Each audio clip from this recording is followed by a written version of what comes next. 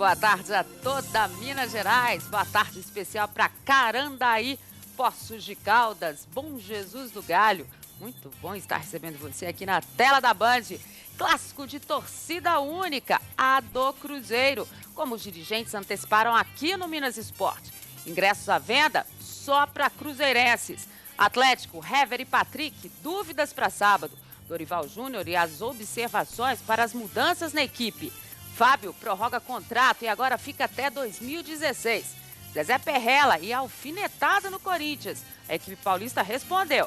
Vamos receber os nossos comentaristas de hoje. Boa tarde, Flávio Carvalho. Boa tarde. Boa tarde, Fábio Pinel. Boa tarde. Então vamos lá, Comitê da Copa do Mundo e a continuidade das vistorias nos centros de treinamento.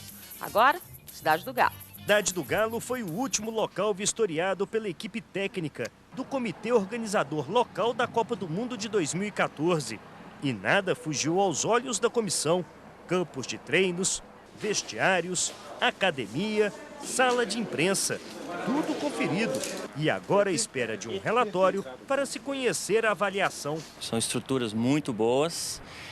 Temos aí convicção que o relatório final apontará belas características aí dos campos em Belo Horizonte. Dos 8 campos vistoriados pela comissão, apenas 3 devem ser escolhidos como campos oficiais de treinamentos. Toca da Raposa e Cidade do Galo devem ter uma importância um pouco maior. Podem ser escolhidas para hospedar as seleções. Com estruturas como essa da Cidade do Galo, da Toca da Raposa 2, o Lana Drummond está passando por adequações também, estivemos lá agora há pouco, então realmente é gratificante poder ver que a cidade tem tantas opções de qualidade. A Toca da Raposa e a Cidade do Galo também concorrem com outros 90 centros de treinamentos no Brasil para hospedar as seleções visitantes em 2014. Vai ser montado um livro com essas opções que serão entregues a 200 seleções nacionais.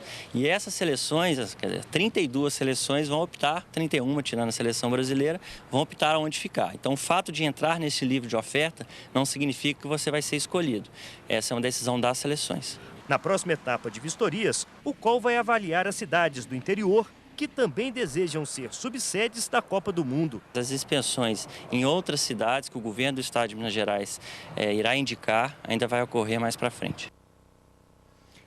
Tá, então as vistorias, o Thiago Lacerda vai estar ao vivo aqui no Minas Esporte na sexta-feira e a gente vai conversar bastante sobre essa questão da Copa do Mundo, sobre os CTs, os estádios. Ontem o governador Antônio Augusto Anastasia confirmou aqui no Minas Esporte realmente o atraso das obras do Independência. Ontem o Zezé Perrella se mostrou bastante preocupado com isso, acreditando que realmente o Independência só deva ficar pronto em 2013, né? Ou seja, só teremos o Independência para 2013. Ainda bem, né? Porque o Mineirão vai estar todo FIFA, toda à disposição da FIFA. Então, tudo que se tiver que ser realizado vai ter que ser realizado no Independência. Pois é, Edmara, só que tem uma coisa, o Mineirão estando pronto também, a opção pode jogar no Mineirão. Torneios importantes, como se o Cruzeiro estiver no Libertadores. Agora, 2013... Vamos explicar então para o pessoal, que a gente já explicou uma vez, vamos explicar de novo. Esses estádios da Copa do Mundo, eles vão ficar à disposição da FIFA até o término da Copa do Mundo. Ou seja, a habilitação do Mineirão é para a Copa das Confederações em 2013. Então, tudo que for feito ou que quiser que aconteça no Mineirão tem que ter aprovação da FIFA. E, normalmente, ela não libera até que aconteça a Copa das Confederações. Uma questão de estar segurando a história para que o estádio seja realmente apto a receber os seus eventos. Pois é, só lamentamos porque se for o Independência só 2013, 2011 já era, 2012 já era, né? Então, a situação complica. Agora, quanto às cidades do interior, a gente sabe que são belos estádios. A cidade de Uberlândia, por exemplo, tem o Parque do Sabiá, que é um belíssimo estádio que pode servir de treinamento. Varginha tem o estádio Dilson Melo. Em Pouso Alegre tem um belíssimo estádio que está pronto e que tem uma cidade que tem toda a estrutura para receber rede hoteleira, né? O próprio Uberabão tem Juiz de Fora. Ou seja, nós temos talvez o estado, tirando aí São Paulo, o estado tem mais opções para que a FIFA possa oferecer às seleções. É Minas Gerais. Você tem, aqui mesmo em Belo Horizonte, você tem Toca da Raposa 1, 2, você tem a Cidade do Galo. E é bom lembrar, né, Flávio, aí colocando o Pinel também na jogada, é o seguinte, o sul de Minas, onde o Flávio falou dessa questão dos estádios, ele fica muito próximo a São Paulo. Exato. Então, delegações que estiverem em São Paulo, tem essa mobilidade, né? E a estrutura de aeroportos também, tudo isso tem que ser olhado. E é por isso que essas comissões existem, para estarem observando. Agora, já que você tocou na questão dos estados do interior, Federação Mineira agiu por aí, né? Federação Mineira mais uma vez, né, Dimara? Aí eu fico até na dúvida se é só a Federação Mineira ou também o Ministério Público. Porque ontem foi divulgado no site da Federação Mineira de Futebol que 4 estádios de equipes do módulo 1 do Campeonato Mineiro terão sua capacidade reduzida em 50%. São eles o Farião, o José Mahmoud Abbas, o José Maria Melo, lá em Montes Claros, e ainda o Uberabão. Mas reduziram o do Montes Claros agora, depois que aconteceu o jogo do Aí Atlético? que fica a pergunta, né? Havia um laudo. Ele foi aceito pela Federação Mineira e certamente aceito também pelo próprio Ministério Público. Aí, de repente, passadas 2 rodadas, o Ministério Público reavalia e o laudo não vale, não estava nos conformes. Eu queria saber onde é que está o erro. Se é na Federação, se é no Ministério Público, porque erro houve. Liberou o estádio para a primeira rodada, graças a Deus não teve problema algum, nenhum incidente que prejudicasse algum torcedor, mas poderia ter acontecido. E aí eu queria ver quem ia responder por essa situação. E essa redução da capacidade preocupa, porque é bom lembrar o seguinte, no regulamento do Campeonato Mineiro desse ano, não existe aquela questão de capacidade do estádio, né? Se o time chegar às semifinais do Campeonato Mineiro. Ou seja, semifinais importantes podem ser disputadas assim nesses estádios com capacidade reduzida, se as equipes chegarem. Dimara, nós vamos ter eleição na Federação Mineira, né? Ah, tem? Agora, certo? Agora, isso aí é política. Sabe para quê? Porque Mas a intervenção foi do Ministério Público. Pois né? mas quem liberou primeiro? Aí você pega a Federação Mineira, que é a grande organizadora, que é a responsável, que tem o poder de veto, porque se o Paulo Schettino chegasse, olha, lá em Valadares não tem condição de jogo, acabou, não vai ter. Certo? Independe de Ministério Público, independe do Corpo de Bombeiros, porque a gente sabe que eles vão lá na época do campeonato, fazem uma maquiagem no estádio, né? Aquela coisa toda. Aí entra o Corpo de Bombeiros da cidade, entra o poder político da cidade, o prefeito liga pro comandante, olha, nós precisamos, a cidade precisa aparecer, aquela coisa toda, acaba saindo um laudo. E agora que o Ministério Público vai lá ver a coisa na realidade e ver que é totalmente diferente. Só que a federação tinha que tomar a providência primeiro. Ela que teria que ter ido lá no primeiro. É porque a federação sempre informa o seguinte, só para esclarecer para o pessoal e dar a palavra da federação, que ela não tem interferência nisso. Que ela marca os jogos, mas quem dá a condição do estádio são as autoridades. A condição do estádio, de estar recebendo, que é normal em qualquer evento, é bom que se diga isso, né? Qualquer evento você tem que ter o laudo para poder estar fazendo o evento no local, e aí não é a federação que dá essa condição de jogo para o estádio. É isso que a federação... Mas ela tem o poder de fiscalização e tem o poder de veto. Você acha que ela teria, por exemplo, o poder de chegar, é isso que você está dizendo, chegar e dizer assim, não adianta nem vir com laudo, porque não tem jeito, é isso que você está querendo dizer? Mas ela teria que mandar lá gente, Dimara. Mandar, olha aqui, ó, que não tem condição. Por que foi vetado agora? Só agora, já na terceira rodada do Campeonato Mineiro... Não foi vetado, só reduziram a capacidade. capacidade. Reduzir a capacidade. Certo? Por que isso? Agora, isso aí, alguma coisa de errado estava acontecendo. E politicagem ou não, Flávio, o fato é que isso é amadorismo. Exato. Não dá para você começar um campeonato com a capacidade X e, de repente, não, o laudo estava errado. Vamos reduzir por 50% até que eles resolvam a situação. Porque esses clubes têm 15 dias para arrumarem um novo laudo, ou melhor, arrumarem a casa e conseguirem o laudo liberando a capacidade total. Se não conseguirem nesses 15 dias, aí realmente não terão condições de receber sua capacidade máxima. Agora, é um amadorismo. É lamentável você ainda hoje... A gente está falando de futebol profissional, né, galera? Futebol profissional. Ainda hoje, o Campeonato Mineiro, você tem essa situação e todo ano é a mesma coisa. E o ano que vem não vai falar a mesma coisa. E no ano que vem é a mesma coisa e não muda. Não muda nada. Por quê? Porque precisa dos votos, né, para ser eleito, essa coisa toda. Então a federação, ela se omite, ela entrega para os outros resolverem. Como quem disse? Não. É um jogo de empurra, né, Flávio? É um jogo de empurra. Exatamente. Nós não temos culpa de nada. Aí vai o Ministério Público, recebe um laudo do Corpo de Bombeiro, que a gente sabe que as cidades passam para eles, porque foi maquiado, e o prefeito liga para o comandante do Corpo de Bombeiros e fala, ajeita isso aqui, vamos ajeitar daqui. É o jeitinho mineiro de resolver a situação. Aliás, o jeitinho brasileiro de resolver a situação. Aí chega, né? Agora, o dia que acontecer aqui em Minas, tomara a Deus que não aconteça. O que aconteceu na Fonte Nova em Salvador, aí, Dimara, cabeças vão aparecer, quem é que é o culpado? Será? Quem é que... Mas vai ter que aparecer. O culpado vai ter que aparecer. É capaz deles colocarem culpa, sabe quem? No cara que corta a grama. No torcedor que foi lá e não deveria ter ido. Que pulou mais, que divide por lá. Você entendeu? Verdade. Essa coisa toda. Então, será que é preciso acontecer uma tragédia em Minas para que a gente possa ter uma solução definitiva? Vamos esperar que não e a gente vai procurar ouvir a Federação Mineira de Futebol. Vamos para outra polêmica. O presidente Zezé Perrella não deixou de aproveitar a oportunidade de dar aquela alfinetada no Corinthians. Perguntado sobre a eliminação da equipe paulista da pré-Libertadores, o presidente cruzeirense não deixou por menos. Quando não tem apito amigo, fica difícil para eles, né? Na Sul-Americana não tem apito amigo, pelo menos para brasileiro. Que enquanto a gente fala, eles hablam. Não é? Se tiver de prejudicar o clube brasileiro, para eles é tranquilo. E o Corinthians, quando não tem um apito amigo, as coisas ficam mais difíceis, né? O técnico gostaria de responder, mas é uma hierarquia acima da minha. O que eu posso dizer a ele é o que ele acha, mas os números do ano passado e esse ano, vocês acompanharam a Libertadores do ano passado, como esse ano, esse primeiro jogo, não tivemos benefício nenhum. Qual o benefício que o Corinthians teve? Ele deve estar se queixando daquele jogo que nós ganhamos dele no Pacaembu. Para ele, lugar de chorar é lá em BH, não é nem em São Paulo, é lá mesmo onde ele está. Quem é esse moço?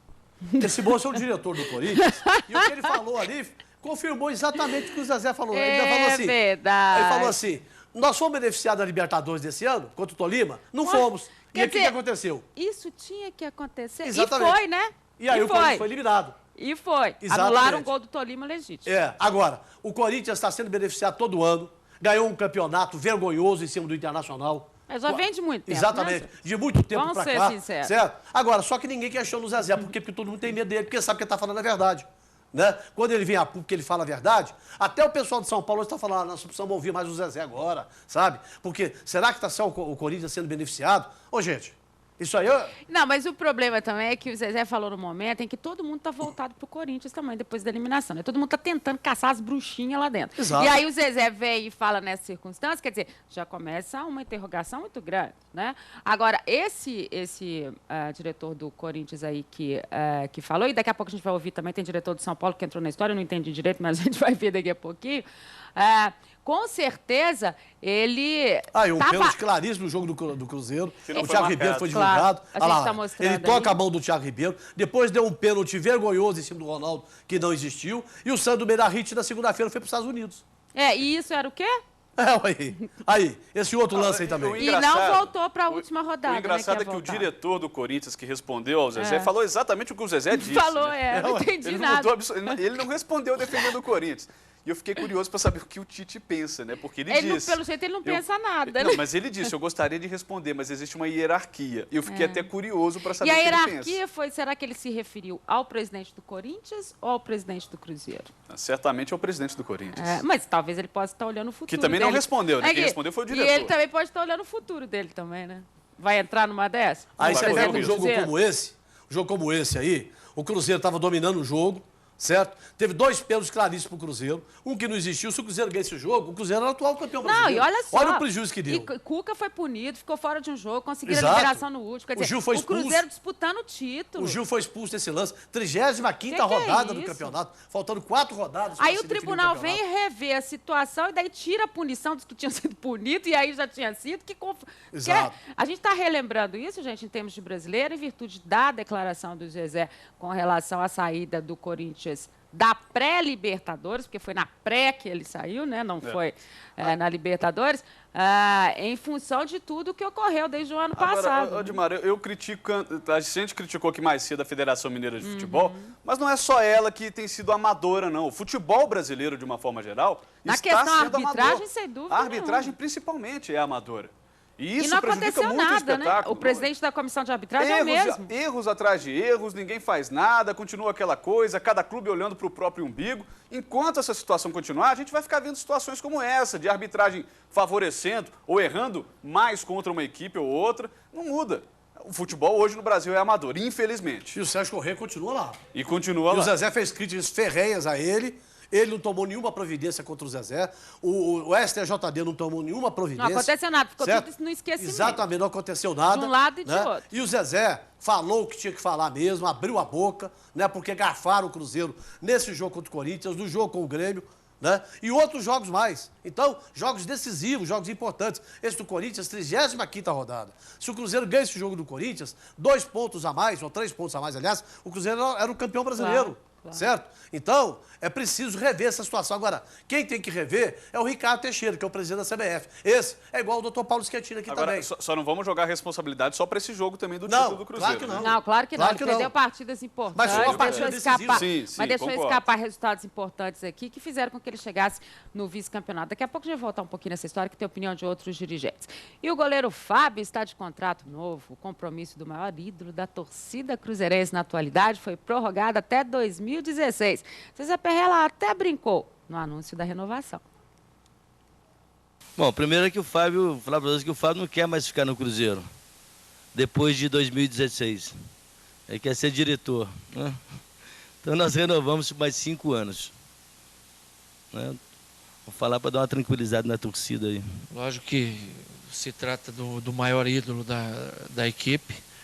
Todos vão ficar contentes, inclusive o próprio jogador, que tem uma tranquilidade maior. Está sendo pai agora novamente, né? Dá uma estrutura, uma tranquilidade maior para a família e para ele render no trabalho, né? Eu não preciso aqui falar das virtudes do Fábio, ele como um grande goleiro que é, aquele goleiro que falha pouco, quase não se nota, pega as bolas defensáveis e faz milagres também. Então esse é o grande goleiro, que a hora que você precisa dele, ele aparece.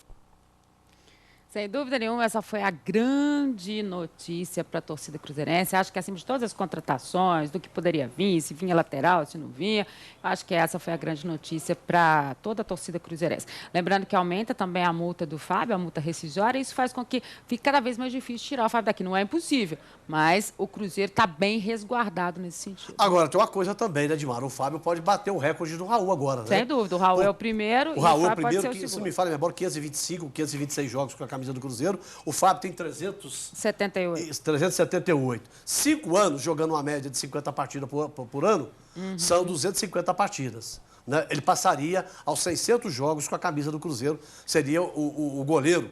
Né? Não é o jogador que mais atuou pelo Cruzeiro. Não. A gente acha que tem o A Zé gente tá Carlos, falando de goleiro, de goleiro, bateria todos os recordes do Cruzeiro. E sem dúvida alguma, eu acho que aquela defesa lá em Nova Lima, né? aquela defesa que ele fez milagrosa lá, fez com o Zezé, falou, ó, hoje, segunda-feira, Eles já estavam conversando tem o tempo, vamos fazer justiça. Eu né? acho que não haveria muita dificuldade no Cruzeiro em renovar o contrato com o Fábio. Havia o Fábio toda queria, aquela né? especulação. O Fábio queria realmente ficar em Belo Horizonte. O Cuca lembrou bem a questão da família crescendo. Isso dá uma certa tranquilidade, a estabilidade maior ao atleta, que já está em casa, é ídolo do Cruzeiro. E para mim, e acredito 99,9% da torcida do Cruzeiro, é o melhor goleiro do Brasil. Eu digo 99,9% porque eu conheço 2 cruzeirenses que não gostam do Fábio. Eu acho isso um absurdo. Qual é a alegação?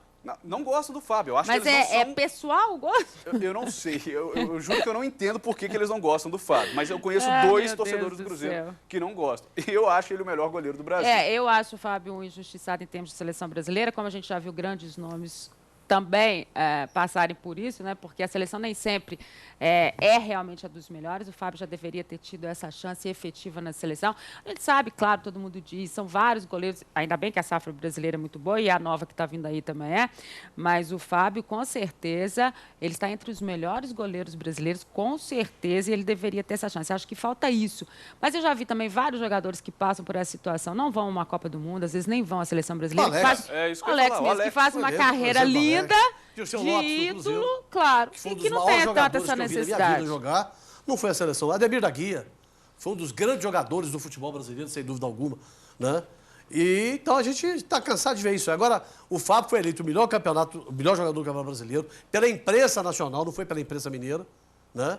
E não chegou lá, né? É verdade. Agora, vamos para o intervalo rapidinho. Antes, a gente tem o recado da Vilma Alimentos. Estava tudo bem, Dorival Júnior, com tempo para colocar em campo a nova equipe em formação. Aí entramos na semana do Clássico, o Richarlison foi expulso diante do Tupi, o Hever tem estiramento na panturrilha, o Patrick entorce no tornozelo e Dorival Júnior vai ter que mexer no time. A lesão pode tirar o zagueiro Hever do primeiro clássico em 2011. O Hever teve um estiramento muscular na panturrilha esquerda. Ele tem chances menores de participar do jogo, não está vetado ainda, mas realmente é difícil, o prazo é curto. Mas não vamos medir esforços, vamos deixá-lo aos cuidados da fisioterapia e vamos tentar ao máximo a sua recuperação até a véspera do jogo. Sem o capitão atleticano, Dorival Júnior tem 2 opções para a zaga. Leonardo Silva ainda não estreou e Lima, que conhece bem o adversário deste sábado. O clássico é um clássico, é um jogo diferente, é uma motivação diferente. É continuar fazendo um trabalho nosso que a gente vem realizando aí nos dias e fazer com que o grupo continue crescendo, continue evoluindo dentro de campo, que eu acho que isso que é o mais importante no momento. Outro problema para o treinador atleticano é a lateral direita. Rafael Cruz já está vetado pelo departamento médico. E Patrick ainda se recupera de uma torção no tornozelo. O Patrick teve uma entorse no tornozelo direito, ele está em tratamento. Até o final dessa semana nós esperamos uma melhora no seu quadro. Se ele evoluir positivamente, ele poderá ser liberado para o jogo. E a improvisação do volante Serginho na lateral não está descartada nem pelo próprio jogador. Eu sou um funcionário do Atlético, onde ele me pedir para me jogar, eu vou tentar fazer o meu melhor, mas eu deixo claro para todos que eu sou volante, mas não descarto a possibilidade de jogar também. Um time desfalcado para um clássico logo na 3ª rodada do Campeonato Mineiro. O confronto deste sábado contra o Cruzeiro ainda não é decisivo, mas tem muita importância para os atleticanos. O clássico faz parte desse contexto nosso aí de entrar em campo, fazer um bom trabalho, fazer com que a equipe continue evoluindo, e isso é importantíssimo para nós, a gente ter essa continuidade de trabalho e essa evolução do grupo. E neste sábado, o Galo vai encarar o maior rival e também a torcida adversária. Só os cruzeirenses podem ir ao estádio. A gente tem que entrar e tentar fazer o nosso melhor. Quando tivemos o mando de campo, não conseguimos a vitória e fomos em Uberlândia e conseguimos, com o mando de campo do Cruzeiro, a vitória. Se Deus quiser que seja assim no sábado, mas vamos trabalhar forte para que fora de campo não atrapalhe a gente consegue fazer um bom futebol e consiga os 3 pontos. Antes de nós entrarmos nessa situação da torcida única, falando da formação do Atlético, treinamento tático hoje de manhã, e quem treinou na zaga, ao lado do Erle, foi o Leonardo Silva e não o Lima. O Jackson, aquele menino que o Vanderlei Luxemburgo indicou, que está aqui desde o ano passado, que participou do Sub-23, ele entrou no meio e alternou com o Serginho ali pela ala. É uma função que o Jackson também faz, então ele foi esse homem. O Zé Luiz está no meio campo, obviamente em virtude da saída do Richarlison também. Parece que é por aí que vai caminhar essa equipe do Atlético, se é que o Hever não vai recuperar mesmo. Eu acho difícil, Dimaro, a recuperação do Hever. Ele vem muito bem, fez uma partida muito boa contra o Tupi. Para mim, o melhor em mostrou campo. Personalidade, um jogador que sai jogando, está muito bem, né? O caso do Patrick, nem tanto. Agora, essa história de desfalque em time, em clássico de Atlético Cruzeiro, isso aí, tudo é besteira. Quem entra com a vontade imensa, motivação, a superação, claro. certo? Então, pelo fato de que não vai jogar aí o Richarlison, não vai jogar o Hever, isso aí não tira, não dá favoritismo ao Cruzeiro. Clássico, para mim, não tem favorito. Mesmo o Cruzeiro estando mais inteiro, mais compacto, base, o time vem jogando mais tempo, pela base que vem sendo mantido. Nada disso. O ano passado, vocês se lembram, primeiro jogo, Sete Lagoas, o Atlético jogou bem melhor. Torcida do Cruzeiro. Quem venceu? A torcida do Atlético venceu o Cruzeiro. Lá em Uberaba, o Cruzeiro jogou melhor. Em Uberlândia, jogou melhor. Torcida do Atlético. Quem venceu? Aliás, torcida do Cruzeiro. Quem venceu? O Atlético. Então, gente, clássico, eu conheço histórias e mais histórias. A gente vai ficar aqui 50 programas contando história de clássico para dizer para você que não existe favorito. E hoje tem a coluna do Felipe Ribeiro, quem é o adversário, a gente vai falar exatamente sobre o clássico. Com relação ao Hever, né, eu acho que essa contusão dele, essa dúvida se... O doutor Rodrigo Lasmar dizendo que não está vetado ainda, eu acho que isso é balela. E eu não estou duvidando do doutor Rodrigo Lasmar, não. Estou dizendo o seguinte, eu acho que ali a comissão técnica do Atlético já sabe que o Hever não tem condição de jogo. Mas fica criando essa situação, mas até para movimentar um pouquinho, criar uma certa dúvida, talvez, no Cuca, aquela expectativa, toda aquela ansiedade. E eu acredito que o Hever não tem a menor condição de jogar o clássico contra o Cruzeiro. E acho até bobagem forçar uma situação, ele estando aí meia boca, porque a temporada é longa, está só começando. E um jogo de fase de classificação do Campeonato Mineiro, por mais que seja o clássico, não dá para você arriscar o futebol no jogador, que está sendo importante para o Atlético, numa situação como essa. Então, eu acho que não é por aí, não. E passando ali por essa questão da zaga, o Lima deu entrevista como uma opção, mas hoje no treinamento tático foi o Leonardo Silva. Seria a hora mesmo do Leonardo estar voltando num jogo que envolve tanta coisa para ele como ele vindo dessa contusão séria que ele veio, esse tipo de coisa. Será que é o momento mesmo da volta? Não. Olha, se eu fosse treinador do Atlético, não colocaria ele em campo, nem no banco. Primeiro, a inatividade dele é muito longa. Está voltando um jogo complicado que é contra o Cruzeiro. Na situação que ele deixou o Cruzeiro, a torcida toda contra ele, né? Ele não está ainda, o jogador, como o Leonardo Silva, ele ganha condição física, mas não ganha condição de jogo, ritmo de jogo. E ritmo de jogo, ele precisa jogar. E enfrentar um clássico de cara, eu acho que é meio temeroso. O Lima já vem jogando mais, vai ser muito mais útil para mim do que o Leonardo Silva. Eu já discordo um pouquinho, porque eu concordo com a questão dos 8 meses, faz uma certa diferença. Mas se o Dorival entender que ele é um jogador experiente, Leonardo Silva tem aí vários clássicos no currículo, já passou por grandes clubes do futebol brasileiro, e o Dorival sabe se ele está em condições ou não de começar jogando. Se ele sentir que o Leonardo Silva está em condições de jogar essa partida contra o Cruzeiro, aí eu acho que tem que aprovar realmente a escalação dele. É um jogador qualificado, apesar de estar muito tempo parado. Então, a torcida única no clássico, só a do mandante, nesse caso o Cruzeiro. Zezé Perrella diz que os últimos confrontos já mostraram que essa questão da presença do torcedor não faz a diferença no placar. Cuca lamenta a situação e relembra que na sua infância viveu momentos especiais como torcedor. Eu sempre gostei de ir a campo quando eu era torcedor e uma hora e meia antes do jogo para ver o confronto saudável das torcidas. Aquela que incentivava mais, às vezes tinha mais lembrança quando eu ia dormir da torcida do que do próprio jogo. Às vezes o jogo era muito ruim, mas aqueles duelos da torcida, rapaz, junto, e pó de arroz não era nada, era uma farinha que grudava, demorava uma semana para sair, chegava, a mãe brigava, tudo sujo, mas era gostoso. Hoje não dá mais, os caras saem lá fora, querem se matar, então a mãe já não deixa nem o guri ir, e eu faria o mesmo. Se eu mandasse lá nas minhas filhas, que elas vão igual. Mas daí fazer o quê? Não tem o que fazer. Tem que fazer uma torcida só. Porque se for fazer meio a meio, para ter aquela beleza, ataca um, defende o outro, e grita essa e grita aquela, aquele confronto que faz parte do espetáculo, que é uma delícia, os caras marcam o encontro para se matar, para brigar. Aí a mãe e o pai ficam para o resto da vida, acaba a vida de todo mundo, porque vira bagunça, e não é só a torcida do Atlético, são todas as torcidas, Cruzeiro, enfim, pessoal que vai para brigar, então tem que fazer uma torcida só. E sabe, é vantagem para quem tem o mando, todo mundo perde. Tinha que ser dividido lá na metade, a metade de um time, a metade do outro, e sair de campo, vir embora, porque esse pessoal não vive do futebol, a gente vive. Eles vão trabalhar de outras coisas na segunda-feira. E teriam que ter esse discernimento aí, o espetáculo volta a ser bonito, como deve acontecer. Cruzeiro e Atlético, indiferentemente de torcida, de ter mais torcida de um ou de outro, no próprio Mineirão já aconteceu. O Cruzeiro levar num jogo que o Atlético estava mal, 70% da torcida, o Atlético 30%, né? E o Cruzeiro perder. E aconteceu também de ter 30% de cruzeirense e 70% de atleticano e o Cruzeiro ganhar.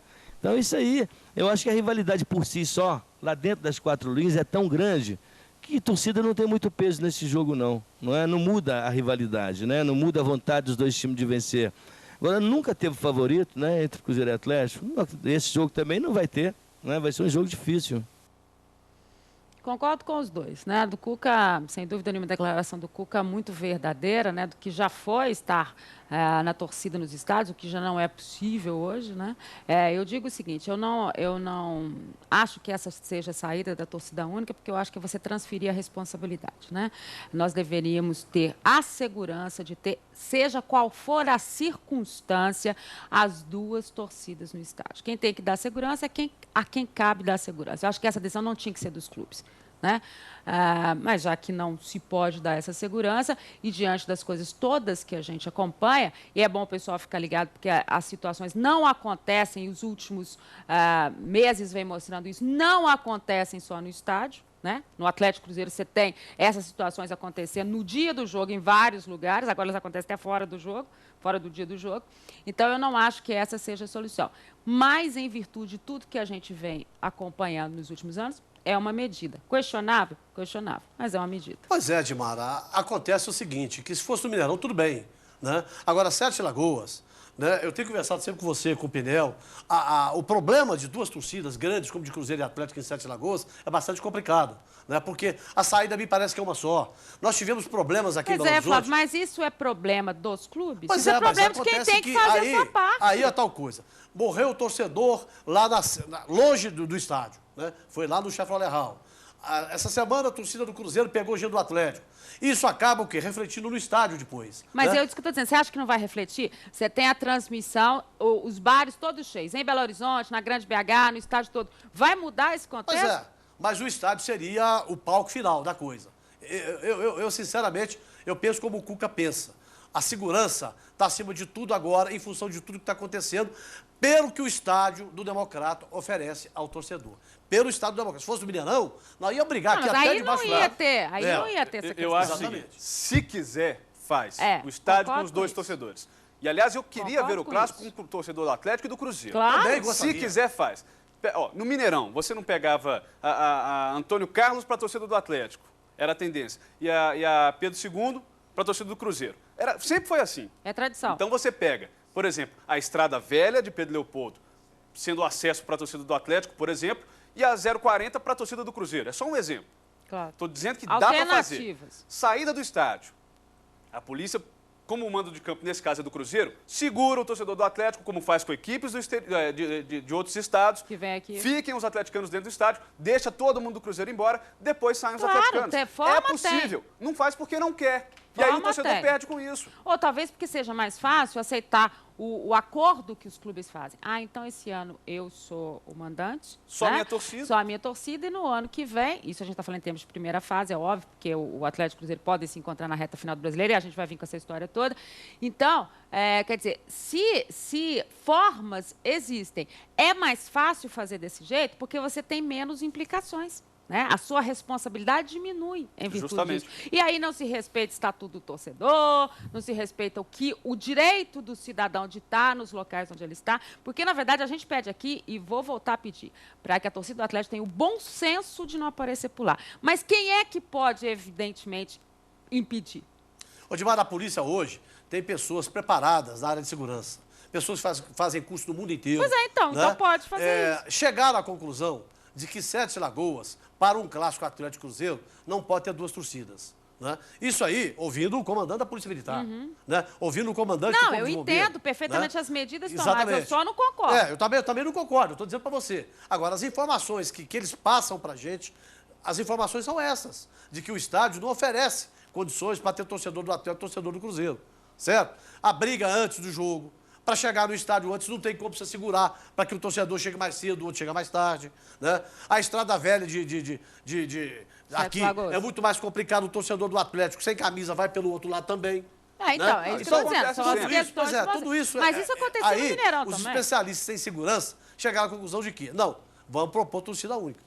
O tanto que o Calil aceitou. Que é a saída mais fácil. Exato. É o que eu estou dizendo. É muito mais fácil se livrar de um problema. No mundo que a gente está vivendo hoje, com tanta violência, né, com tanta coisa ruim acontecendo, é até preferível ter isso. Até para a gente depois não estar aqui falando, olha, quebraram hoje o torcedor do Atlético, torcedor do Cruzeiro morreu na estrada, torcedor do Atlético morreu aqui, aquilo ali. Então responde uma coisa para mim. No Mineirão, com as duas torcidas, a gente não vinha para cá na segunda. Mas o Mineirão tem história, Mara. Mas os fatos não eram os mesmos? Eram os mesmos. Então. Mas em Sete Lagoas pode ser muito maior, Mara. Não é Cruzeiro e Atlético, não é rivalidade, também é índole das pessoas que fazem outra história, Fábio. Independente quem vai para brigar no Mineirão é bandido. E é o mesmo que vai para brigar em Sete Lagoas. Então não é bem essa questão da torcida única. Eu continuo achando, eu disse que eu entendo as medidas, mas não concordo. Acho que poderia ser feito de uma outra forma. Gols do passado de hoje é muito especial. Nós prometemos e vamos cumprir. Gols de Fábio Júnior. Vou prometer que no Gols do passado dessa semana, Atlético Cruzeiro ele já fez vários. Vai ter gol do Fábio Júnior, Gols do passado e, claro, homenageando o clássico, tá bom? Tá legal, vai ser um prazer. Eu sempre acompanho o programa e com certeza eu vou estar ligado. Se não passar, eu vou te cobrar com certeza. Mas vou ficar muito feliz de estar revendo os gols aí que eu, graças a Deus, consegui fazer.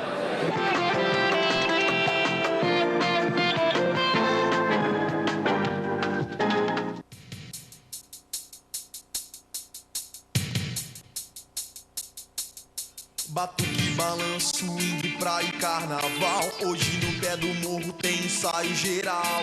Eu quero ver gol, eu quero ver gol. Não precisa ser de placa, eu quero ver gol. Eu quero ver gol, eu quero ver gol. Não precisa ser de placa, eu quero ver gol.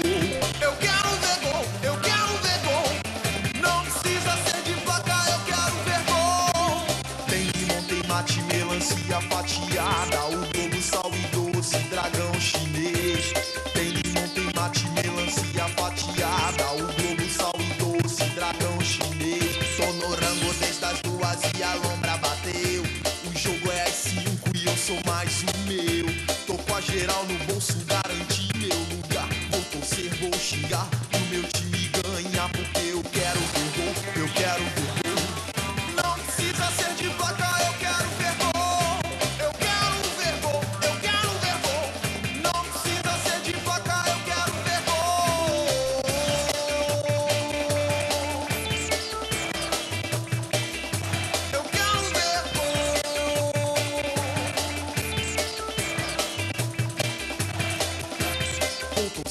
xingar pro meu time ganhar. Eu quero ver gol, eu quero ver gol. Não precisa ser de placar, eu quero ver gol. Eu quero ver gol, eu quero ver gol. Não precisa ser de placar, eu quero ver gol. Eu quero ver gol, eu quero ver gol. Não precisa ser de placar, eu quero ver gol. Eu quero ver gol, eu quero ver gol. Não precisa ser de placar, eu quero ver gol. Eu quero ver gol. Eu quero ver gol.